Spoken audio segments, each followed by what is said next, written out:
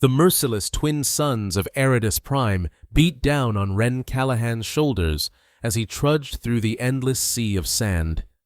Sweat trickled down his weathered face, leaving clean tracks through the layer of dust that had settled on his skin. At 37, Ren was well past the age when most salvagers moved on to more comfortable professions. But something about the hunt kept drawing him back to this wasteland.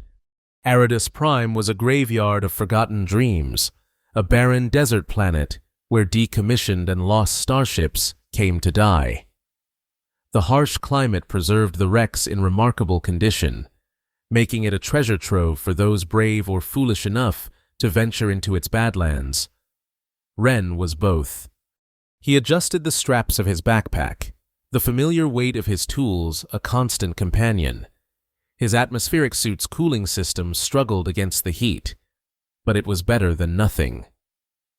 Through the shimmer of the horizon, he could make out the silhouette that had brought him 10 kilometers from his shelter, the faint outline of what appeared to be an intact mid-sized vessel partially buried in the dunes.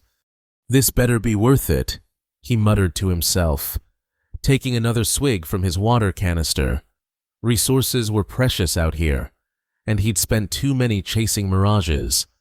For months, the salvage community had whispered about a ghost ship, a research vessel of exceptional quality that had vanished during the Hollow Syndrome pandemic 20-some years ago. Most dismissed it as just another tall tale spun by desperate scavengers. But Ren had intercepted a partial distress signal 3 days ago that matched the frequency range used by research-grade vessels of that era. If this was indeed the ship, its components alone could set him up for years. Research vessels carried specialized equipment that the military and private corporations would pay handsomely for. Even after decades, it was the kind of score that could let him finally leave this scorched planet behind.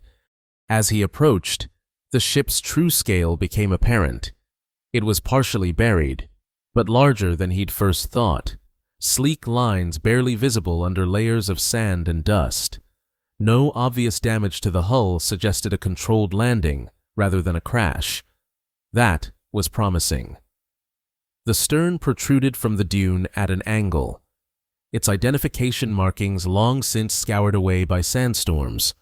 Ren circled the vessel, assessing entry points. The main airlock was buried, but a maintenance hatch on the upper quadrant remained exposed. After securing his climbing gear to what appeared to be a stabilizer fin, he began his ascent.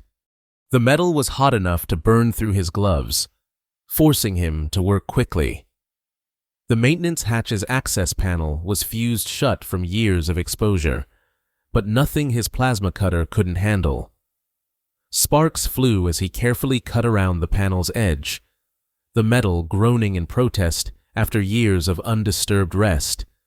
With a final push, the panel gave way, releasing a hiss of stale air.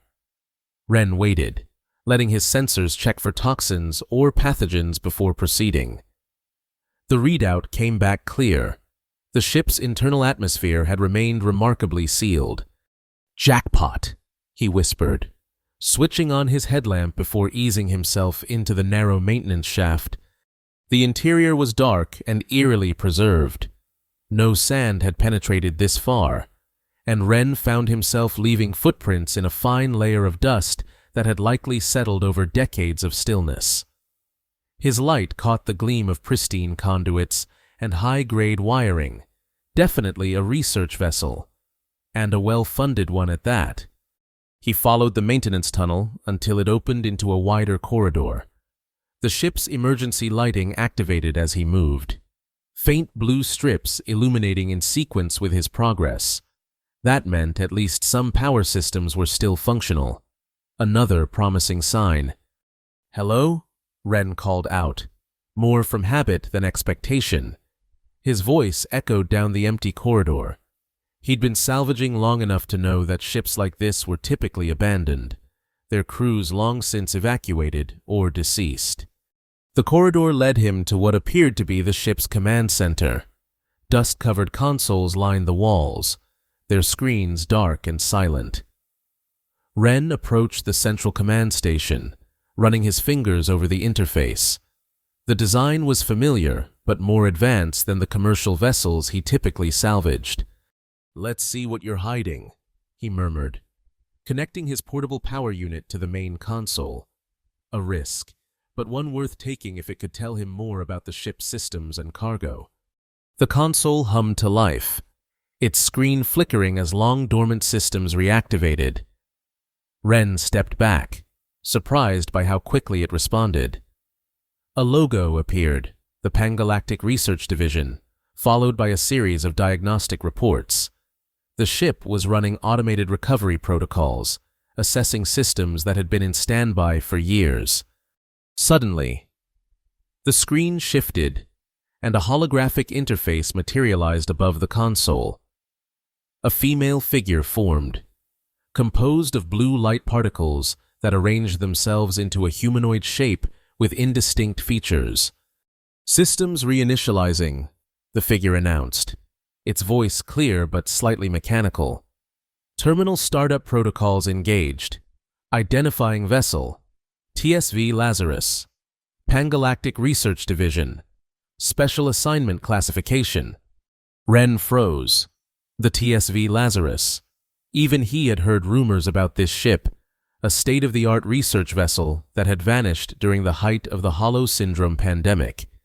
It had reportedly been carrying experimental treatments and researchers working on a cure. Its disappearance had been a significant blow to the containment efforts. "Identity scan initiated." The hologram continued, a beam of light passing over Ren. "Unknown personnel detected. Security protocols engaged." "Wait!" Ren raised his hands instinctively. "I'm not a threat. I'm a salvager. I found this ship abandoned." The hologram paused, its light particles shifting as if considering. "Scan complete.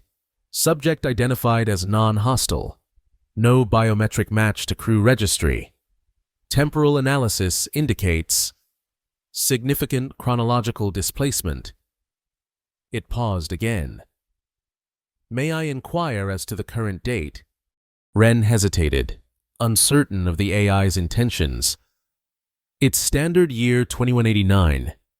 The hologram's particles scattered momentarily before reforming. "Processing temporal data. Last active ship date, standard year 2166. Time differential, 23 years. 4 months. 17 days. Another pause. "My designation is Arya, Advanced Research Intelligence Assistant. I am the operational AI for the TSV Lazarus." 23 years, Ren echoed, trying to process the information. "The ship's been here that long?" "Affirmative. Following emergency protocols, I initiated preservation mode to maintain critical systems with minimal power consumption." The hologram, Arya, moved closer to Ren. "May I inquire as to your designation and purpose?" "Ren Callahan, freelance mechanic and salvager," he replied, still wary. "I picked up a distress signal fragment. Came to investigate." "Salvager," Arya repeated, as if testing the word. "You intended to dismantle the Lazarus for components." Ren saw no point in lying. "That was the plan. Yes.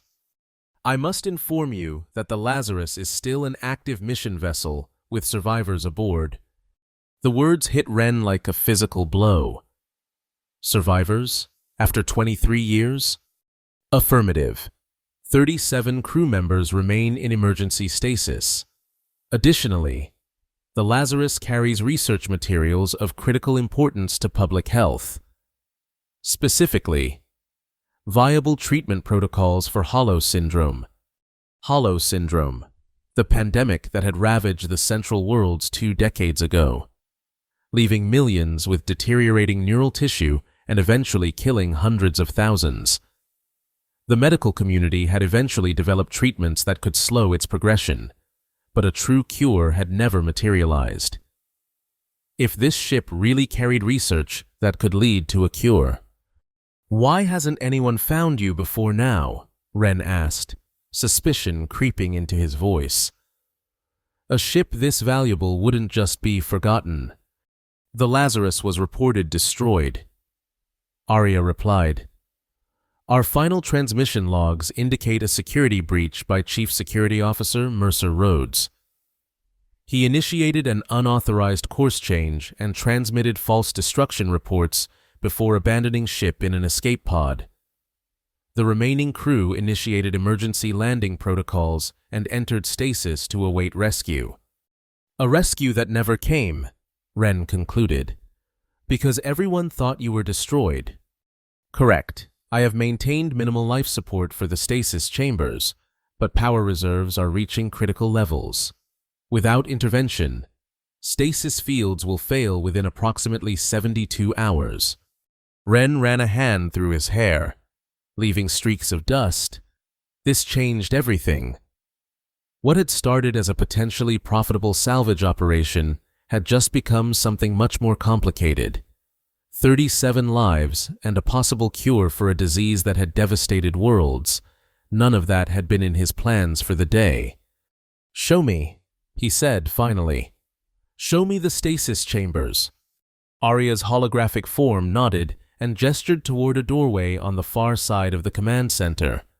"This way, I can reactivate minimal lighting along our path." As they moved deeper into the ship, Ren was struck by the vessel's condition. Despite decades of abandonment, the interior remained largely intact, a testament to its construction quality. They passed laboratories with equipment he couldn't begin to identify, storage bays with sealed containers, and quarters that looked as if their occupants had just stepped out for a moment. "The research," Ren said as they walked. "What exactly was it? A vaccine?" "The Lazarus carried a research team developing a neural regeneration therapy," Arya explained. Initial trials had shown significant promise in reversing the neural deterioration caused by Hollow syndrome. The team was en route to Central Station with viable samples and complete research data when the incident occurred. "And these samples, they're still viable after all this time. The containment units were designed for long-term preservation. While I cannot guarantee viability without proper testing, the containment seals remain intact, and the samples have been kept at optimal temperature." They reached a heavy set of doors marked Medical Bay.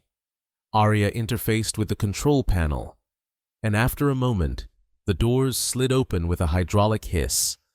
The room beyond was large and circular, with stasis pods arranged in concentric rings. Each pod was connected to a central hub that presumably regulated their power and life support. Soft blue light emanated from the pods, casting the room in an ethereal glow. Ren approached the nearest pod, wiping dust from its transparent cover. Inside, a woman in her 40s lay perfectly preserved, her expression peaceful, unaware that 23 years had passed while she slept. "Their condition?" he asked, his voice barely above a whisper. "Stable but precarious," Arya replied, her holographic form moving to the central hub. "I have been forced to reduce stasis field intensity to conserve power. Biological degradation has been minimal, but revival risk factors increase exponentially with each passing day." Ren moved among the pods, studying the faces within. Scientists, engineers, medical staff, all frozen in time, their mission incomplete. It was one thing to salvage abandoned equipment. It was something else entirely to stand before living people who had no idea the world had continued without them. "This one," Arya said, stopping beside a pod on the inner ring, "is experiencing accelerated field degradation. Lieutenant Nadia Winters, Security Division." Ren looked down at the pod. Inside was a young woman, perhaps in her late 20s, with close-cropped dark hair, unlike the others. Her expression seemed troubled, her brow furrowed as if experiencing a nightmare. Her readings are unstable. Arya continued. Her pod suffered damage during landing that I have been unable to fully compensate for. If power continues to diminish at the current rate, her stasis field will be the first to fail. Ren placed a hand on the pod's surface. It was warm, warmer than it should be. How long does she have? At current degradation rates, approximately 47 hours. And what happens when the field fails? Without proper revival protocols, the subject would experience acute cellular trauma. Survival probability would be less than 20%. 47 hours. Not even 2 full days. Ren closed his eyes, feeling the weight of the situation settling on his shoulders. He had come here looking for valuable components, not lives to save, and certainly not responsibilities of this magnitude. I need to think, he said, turning away from the pods. Show me the engine room. Maybe I can figure out a way to restore more power to the stasis systems. Buy us some time. Arya led him through more corridors until they reached the heart of the ship. The engine room was impressive, far more advanced than anything Ren typically worked on. At its center stood a core unit that hummed with faint energy, its design sleek and efficient. Pangalactic Mark VII Fusion Core. Ren identified it, circling the unit with growing appreciation. Top of the line for its time, these were reserved for elite research missions. Correct, Arya confirmed. The core is operating at 7.8% capacity, prioritizing life support for the stasis chambers. Ren knelt beside an access panel, opening it to reveal the core's control circuits. The sandstorms have degraded the external solar collectors. That's why you're losing power. He traced a connection with his finger. But the core itself seems intact. With some rewiring and the spare parts I brought, I might be able to increase efficiency. That would be most beneficial. Arya said. Any extension of the power reserves would improve survival probabilities. For the next several hours, Ren lost himself in the work. It was what he did best, understanding systems, finding workarounds, making broken things function again. He rerouted power conduits, bypassed damaged circuits, and cleaned dust from critical components. The familiar rhythm of repair work helped him process the magnitude of what he'd discovered. By the time he finished his initial repairs, the core's output had increased to 12.3%, not dramatic, but enough to buy precious time. He sat back against a bulkhead, wiping sweat from his brow. That should stabilize the stasis fields for now, he said. But it's just a temporary fix. To really save these people, we need help. Agreed. Arya's hologram manifested beside him. With your permission, I would like to access your equipment to analyze current communication networks. The pangalactic emergency channels may have changed in the intervening years. Ren hesitated only briefly before unclipping his comm unit from his belt and holding it out. Go ahead. But be careful, that's my lifeline out here. Arya's hologram extended a hand, and a thin beam of light connected to the device. After a moment, she withdrew. I have analyzed current frequencies. The Pangalactic Research Division still maintains emergency channels, though they have been updated. With the ship's communication array and your device's more current protocols, we could potentially transmit a distress signal. The comm array is probably buried under sand, Ren pointed out. And even if it wasn't, the chances of anyone monitoring those channels way out here are slim. There is an alternative, Arya suggested. The Lazarus is equipped with a high-gain directional transmitter in the forward observation dome. If operational, it could send a focused burst transmission directly to the nearest relay station. Worth a shot, Ren agreed, pushing himself to his feet. Lead the way. They navigated to the ship's forward section, passing through more abandoned labs and living quarters. Ren couldn't help but feel like an intruder, walking through the frozen lives of the crew. Personal items still sat on desks. Half-finished meals had turned to dust in the mess hall, and notepads held the last thoughts of people who had expected to resume their lives shortly after entering stasis. In one lab, Ren paused before a workstation where holographic models of neural tissue still hovered. Paused in mid-regeneration. This is it, isn't it? The cure they were working on. Dr. Eleanor Chen's final breakthrough. Arya confirmed. Her team had successfully demonstrated neural tissue regeneration in advanced-stage Hollow syndrome patients. The samples aboard represent the culmination of 7 years of research. And now they're trapped here, along with the people who created them. Ren said quietly. They reached the observation dome, a large, transparent hemisphere at the ship's bow that would have provided spectacular views during flight. Now, it was half buried in sand, the transparent material cloudy from years of exposure. The transmitter should be housed there. Arya indicated a console near the center of the dome. Ren approached it cautiously. The equipment looked fragile after so many years. Let's hope it still works. He connected his power unit to the console and was rewarded with lights flickering to life. So far, so good. Working together, they configured the transmitter to send a compressed data packet containing the ship's location, status, and a brief explanation of the situation. It took nearly an hour to align the transmitter properly, aiming it toward the nearest relay station that Arya's records indicated should exist. Ready? Ren asked, his finger hovering over the transmission initiation. Ready, Arya confirmed. Transmission power will temporarily reduce stasis field integrity, but the risk is acceptable given the potential benefit. Ren pressed the control. The ship hummed as power was diverted to the transmitter, and for a brief moment, the lights throughout the vessel dimmed. Then a single pulse of energy shot from the dome, cutting through Aridus Prime's atmosphere toward distant stars. Transmission complete, Arya announced. Now we wait. How long until we know if someone received it? Given current relay network configurations extrapolated from your communication device, approximately 12 to 15 hours for transmission receipt and potential response. 12 to 15 hours of waiting, of wondering if 37 lives now depended entirely on him.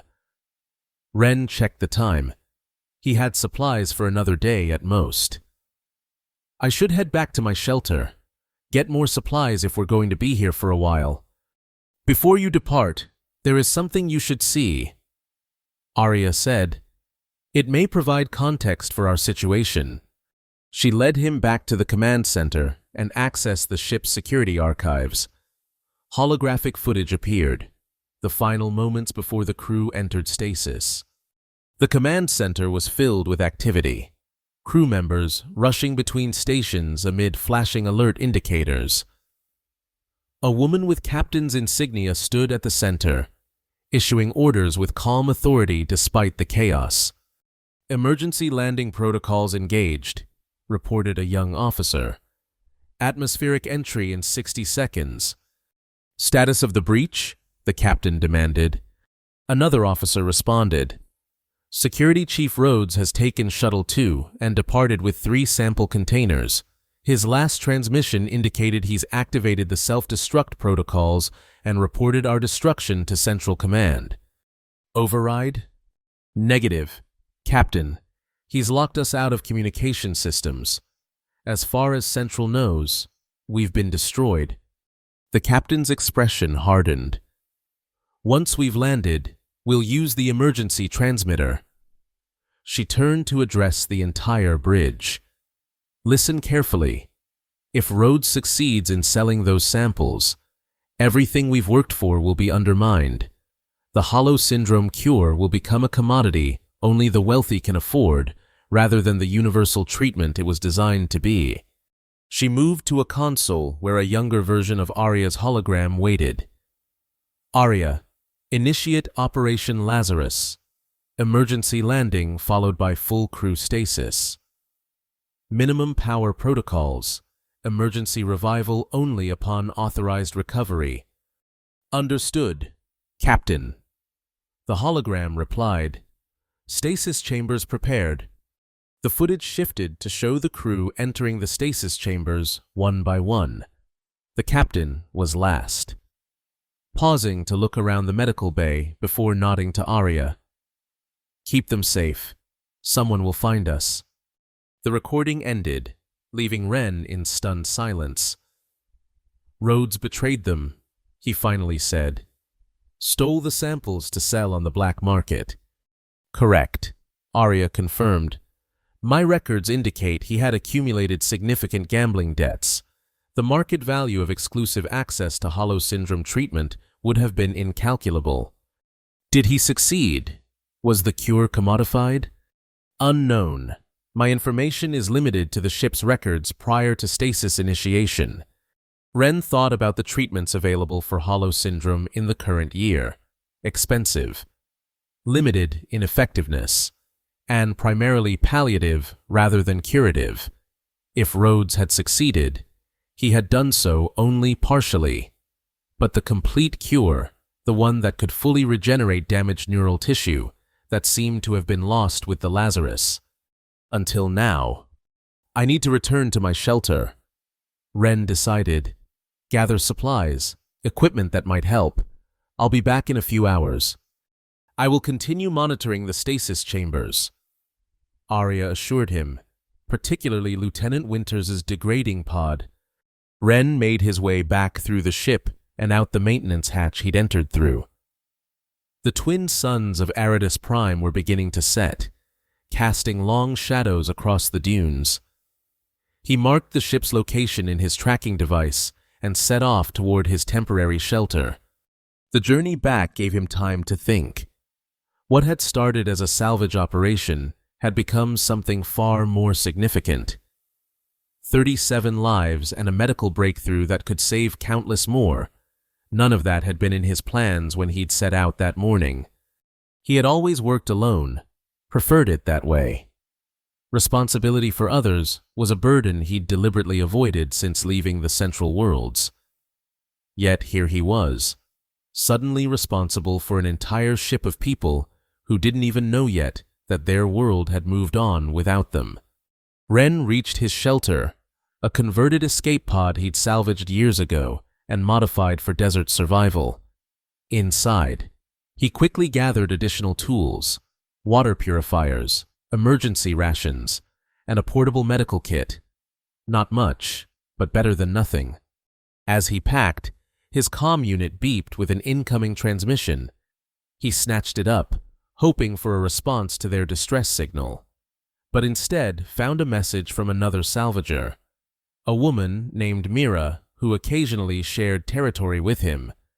Ren, you still out in the Eastern Quadrant? Picked up some weird energy readings from your sector. Anything good? Ren hesitated. Salvagers were generally a self-interested lot, while he trusted Mira more than most. The Lazarus and its contents would be an irresistible prize to anyone. Better to keep it quiet until help arrived. Nothing special, he replied. Just testing some equipment. How's the Western Ridge treating you?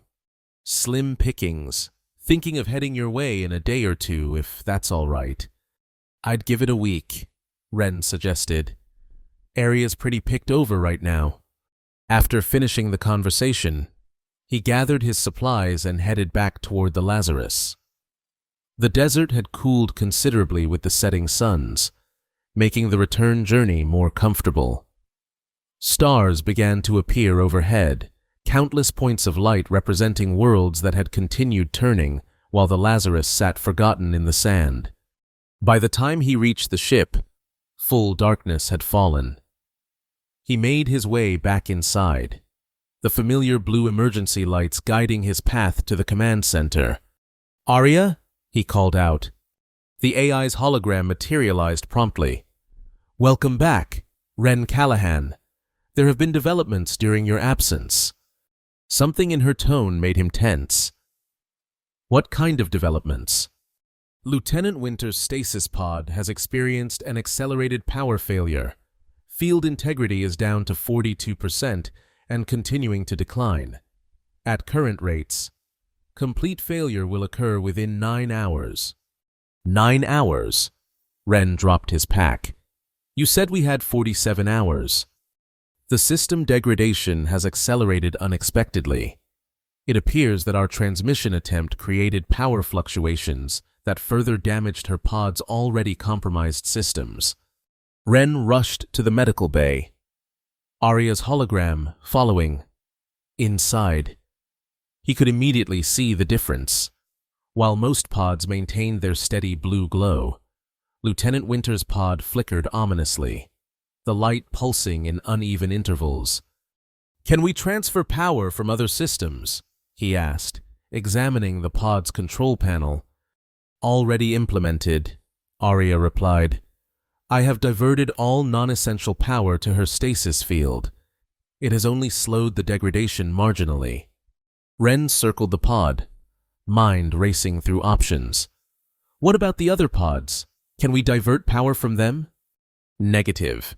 Reducing power to other stasis fields would merely create additional failures. The fundamental issue is the pod's regulatory system, not total available power. Then we need to fix the regulatory system. Ren opened his pack and began pulling out tools. "Talk me through the pod's design. There has to be a way to stabilize it." For the next 3 hours, they worked tirelessly. Ren crawled beneath the pod, rewired circuits, replaced damaged components with parts salvaged from non-essential systems, and even attempted to cross-connect the pod with a neighboring unit. Nothing worked for long. Each fix would stabilize the field momentarily before new issues arose. Finally, Ren sat back, wiping sweat from his forehead with a grimy hand. "It's no use. The damage is too extensive. The regulatory system is going to fail no matter what we do." Arya's hologram stood beside the pod, looking down at the woman inside.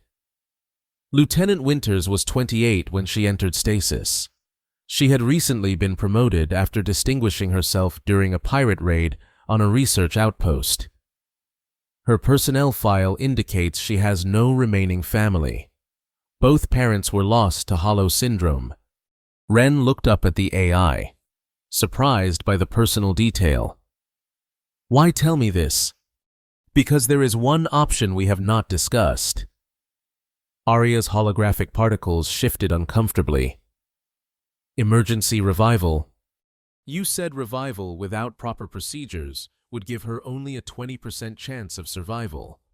That was a conservative estimate based on full stasis field failure. A controlled emergency revival, while still extremely risky, would increase survival probability to approximately 60%. Ren looked at the woman in the pod. Nadia Winters, someone who had volunteered for a mission to help cure the disease that had taken her parents. Someone who had been betrayed and then forgotten by the very organization she served. Someone who, like everyone else on this ship, deserved a chance to complete her mission. "What would we need to do?" he asked. "The medical bay contains emergency revival equipment designed for field use. With your mechanical aptitude and my guidance, we could attempt the procedure." "And if we wait for rescue?" Arya's hologram flickered. "Based on standard response protocols and our remote location, even if our transmission was received immediately, assistance would not arrive for at least 27 hours. Lieutenant Winter's pod will fail completely in less than 6 hours. The choice was clear, even if the outcome wasn't. "Show me what to do," Ren said, rising to his feet. Arya directed him to a storage compartment containing specialized medical equipment. Following her instructions, Ren prepared a revival station beside Lieutenant Winters' pod, connecting monitoring devices and laying out emergency medications in the sequence they would be needed. The revival process requires precise timing. Arya explained. Stasis fields must be deactivated in specific stages to allow cellular reactivation without shock. Too rapid, and the subject experiences fatal trauma. Too slow, and cellular degradation begins. Ren's hands trembled slightly as he calibrated the equipment. I'm not a doctor. Arya, I fix machines, not people. The principles are not dissimilar, she assured him, and I will guide you through each step. My medical protocols remain intact. When everything was prepared, Ren stood before the pod, his hand hovering over the emergency release. Last chance to change our minds. Lieutenant Winters has no alternative. Arya reminded him gently. This is her only chance. Ren took a deep breath and initiated the sequence. The pod's cover slid back with a hydraulic hiss, releasing a cloud of cold vapor. Immediately, alarms began to sound as the stasis field fluctuated.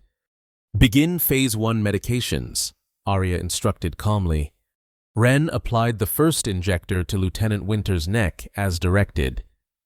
Her skin was cool to the touch, with an unsettling waxy quality that reminded him she had been suspended between life and death for 23 years. Cellular reactivation commencing, Arya reported, monitoring the readouts. Proceed to thermal regulation.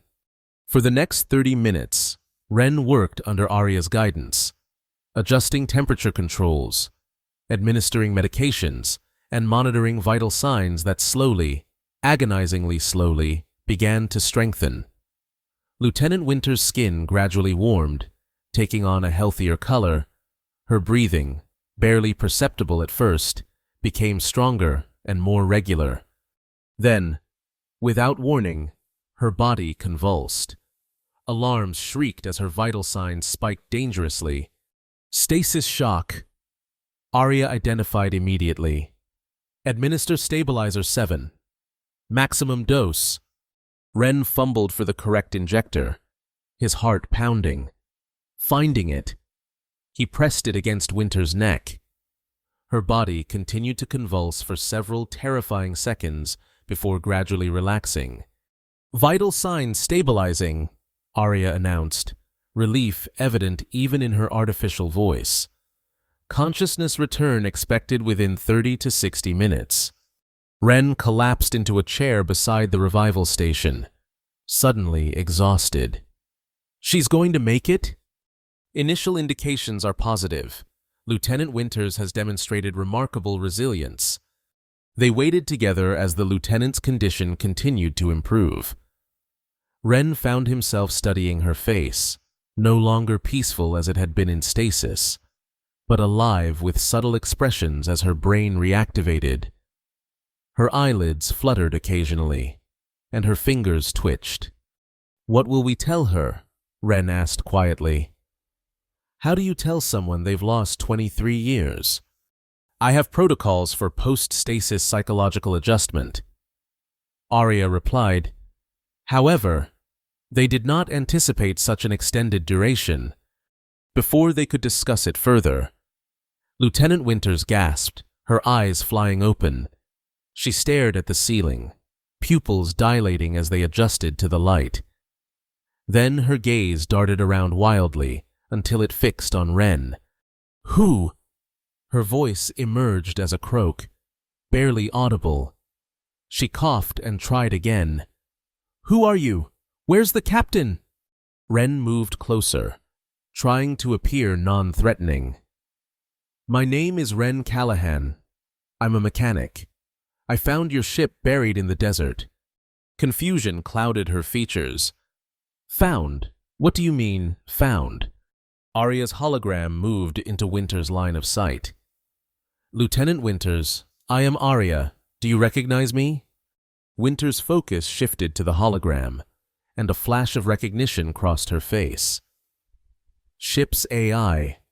Yes. Her voice strengthened slightly. Status report. Lieutenant, I must inform you that the Lazarus has been presumed destroyed for 23 years, 4 months, and 17 days. You have been in emergency stasis during this time. Winters stared at this hologram, then at Wren, disbelief evident in her expression. 23 years? She tried to sit up but fell back weakly. That's not possible. We just initiated emergency protocols. I'm afraid it is accurate. Arya continued gently. Your stasis pod was failing. Wren Callahan discovered the Lazarus and assisted in your emergency revival. The rest of the crew remains in stasis, pending rescue. Winters closed her eyes, her chest rising and falling rapidly as she processed the information. When she opened them again, there was a steely determination there despite her physical weakness. Rhodes, she said. He betrayed us, took the samples.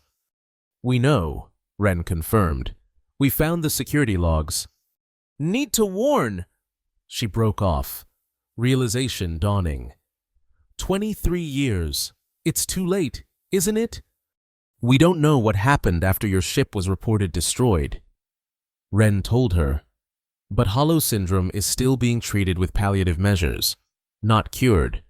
Whatever Rhodes planned, he didn't completely succeed. The other samples? The research? Still here, Wren assured her. Everything the captain secured is intact. Winters seemed to relax slightly at this news. Then it wasn't all for nothing. She studied Wren more carefully. You said you found us. How? Wren explained how he'd detected the partial distress signal, his search for the ghost ship, and his discovery of the Lazarus. As he spoke, Winters gradually gained strength, eventually managing to sit up with his assistance. So you're a salvager, she concluded when he finished. You came looking for parts, not people. Ah, that was the plan, he admitted. But plans change. You risked my revival when you could have just taken what you wanted and left. Wren shrugged uncomfortably. Didn't seem right to leave you all here, not when there was a chance. Winters studied him for a long moment before nodding slightly. Thank you. The words were simple but heartfelt. Over the next few hours, Nadia, as she insisted Wren call her, gradually regained her strength. Arya guided them through post-revival protocols, and Wren prepared a simple meal from his rations. They moved to the ship's mess hall, where Nadia sat, wrapped in a thermal blanket, slowly sipping rehydrated broth. 23 years, she repeated, still trying to process the magnitude. Everyone I knew thinks I'm dead. The world has moved on without me. Not everyone, Wren pointed out. Your crew is still here, and once rescue arrives, you'll complete your mission together. If rescue arrives, she corrected, her security training evident in her caution. What's the status of our distress signal? Transmitted approximately 7 hours ago. Arya reported, no response detected thus far. Nadia nodded thoughtfully. We should prepare contingencies. If your signal wasn't received, we need alternatives. Despite her physical weakness, her mind was sharp, already analyzing their situation and planning ahead. Wren found himself impressed by her resilience. Waking up 23 years in the future would have left most people in a state of shock, yet she was already focused on the mission. Tell me about the Central Worlds now, she requested as they finished their meal. How have things changed? Wren gave her a brief overview of the major developments, political shifts, technological advancements, cultural changes. He explained how Hollow syndrome had eventually been contained but never fully eradicated, how treatments had improved but remained expensive and incomplete. So Dr. Chen's research could still make a difference, Nadia concluded. Even after all this time. A big difference, Wren confirmed. Neural regeneration therapy would change millions of lives. They were interrupted by an alert from Arya. Incoming transmission detected. Pangalactic frequency. Hope surged through Ren as they hurried back to the command center. Arya was already interfacing with the communication system, a static-filled audio transmission gradually resolving into words. Repeat. This is Captain Dario Vega of the PRS Vigilant responding to distress signal from TSV Lazarus. If anyone receives this transmission, please respond with status and coordinates. Arya established a return channel. Captain Vega, this is Arya, AI of the TSV Lazarus. We receive you. Transmitting exact coordinates now. There was a moment of stunned silence before Captain Vega responded. Arya? By the stars, the Lazarus has been listed as destroyed for over 20 years. A false report. Captain. The Lazarus survived and has been stranded on Eridus Prime. We have 36 crew members in stasis and 1 revived. Request immediate assistance. Understood. Lazarus. We are approximately 19 hours from your position at maximum speed. Can your stasis systems hold until then? Arya glanced at Ren and Nadia before responding. Affirmative. Captain. Stasis systems are currently stable. When the transmission ended, Nadia turned to Arya with a raised eyebrow. The other pods are stable, but for how long? Current projections indicate minimum 72 hours of stability for remaining pods. Arya replied. Captain Vega will arrive well within that window. Relief washed over Ren. They had done it. Help was coming.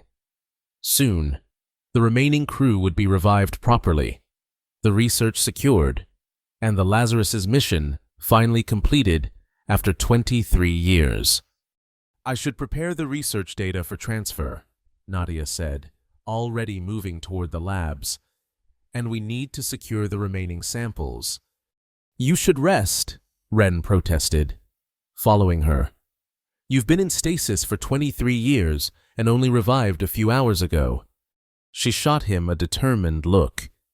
I've rested enough. This mission isn't complete until that research reaches the people who need it. Together, they spent the next several hours organizing the research materials. Nadia accessed Dr. Chen's files, reviewing the final breakthrough that had led to their mission. She explained the science to Ren in layman's terms, how the treatment used tailored nanobots to rebuild damaged neural pathways, effectively reversing the deterioration caused by Hollow syndrome. The samples contain the specialized nanobots, she explained. But the real value is in Dr. Chen's manufacturing process. Once that reaches pangalactic research, they can produce the treatment in quantity. As they worked, Ren found himself growing increasingly impressed with Nadia. Despite everything she had lost, her time, her world as she knew it, she remained focused on completing the mission. There was something inspiring about her dedication, about all these researchers who had been willing to risk everything to help others. It made his life as a solitary salvager seem suddenly empty by comparison. 19 hours later, they stood at the observation dome, watching as the sleek form of the PRS Vigilant descended through Eridus Prime's atmosphere. The rescue ship was state-of-the-art, making the Lazarus look like ancient technology in comparison, despite having been cutting-edge in its time. Nervous? Ren asked, glancing at Nadia. She gave him a small smile. Terrified, but ready. The Vigilant landed beside the partially buried Lazarus, and within minutes, a team of specialists in atmospheric suits was making its way across the sand. Captain Vega led them personally, a tall woman with silver-streaked hair and the confident bearing of someone used to command. Ren and Nadia met them at the maintenance hatch. Introductions were brief and professional as the Vigilant's medical team hurried to assess the stasis chambers. Technical specialists began setting up equipment to safely revive the crew, while security personnel secured the research samples. Captain Vega pulled Wren aside as the work progressed. "Mr. Callahan, I've been briefed on your role in this recovery. Pangalactic Research Division owes you a considerable debt." Wren shrugged uncomfortably. "I was just in the right place at the right time. Nevertheless, your actions saved 37 lives and potentially millions more if Dr. Chen's research proves as groundbreaking as preliminary analysis suggests." She handed him a data chip. "This authorizes a substantial finder's fee, as well as a position with our technical division, should you wish for a change of scenery from salvage work." Wren stared at the chip, surprised. He had come looking for valuable components and was leaving with an opportunity to completely change his life. Over the next 24 hours, the Vigilance team successfully revived the Lazarus's remaining crew. There were tears, confusion, and the gradual, difficult acceptance of all they had lost. 23 years of time, loved ones who had moved on or passed away, a world that had continued without them. But there was also joy, the captain's embrace of her crew, the researchers' elation when told their samples and data were intact, the shared sense of purpose renewed as they realized their mission could finally be completed. Wren watched it all from a distance, feeling both part of it and separate. He had helped make this moment possible, but he wasn't truly one of them. When the time came for the Vigilant to depart, he found himself standing beside his salvage gear, uncertain. Nadia approached him as the last of the Lazarus crew boarded the rescue ship. "You're not coming." It wasn't a question, but Wren answered anyway. "I haven't decided yet. You belong out there," she said, gesturing toward the endless dunes. "Finding things others have forgotten. Maybe. Or maybe there's more to life than scavenging through other people's leftovers." She smiled at that. "You didn't scavenge the Lazarus. You saved it." She held out her hand. "Whatever you decide, you've earned my gratitude and respect. Wren Callahan." Wren took her hand, surprised when she pulled him into a brief but firm embrace. "The science division could use someone with your mechanical intuition," she added as she stepped back, "and I might need a partner who understands what it's like to be out of place and time." Something shifted in Wren as he looked at her. This woman who had lost everything, yet remained determined to move forward. Perhaps that was the difference between them. He had chosen isolation, while she had isolation thrust upon her. Yet she was still reaching out. "I've got some affairs to settle here first," he said finally. "But I might catch up with you." She nodded, understanding. "We'll be at Central Station. Arya will be waiting to say hello." As Wren watched the Vigilant lift off, carrying the Lazarus's crew and its precious cargo toward a new future, he felt something he hadn't experienced in years. Possibility. For too long. He had been like the ships he salvaged. Adrift. Purposeless. Merely existing rather than truly living. The Lazarus had been forgotten by the world, buried in sand and presumed destroyed. Yet beneath that abandoned exterior had been lives worth saving and discoveries worth preserving. Perhaps the same was true of him. Wren turned toward his shelter, already planning what he would take and what he would leave behind. The twin suns of Eridus Prime beat down as mercilessly as ever, but for once, he didn't mind the heat. Sometimes, it took a ghost from the past to illuminate a path to the future.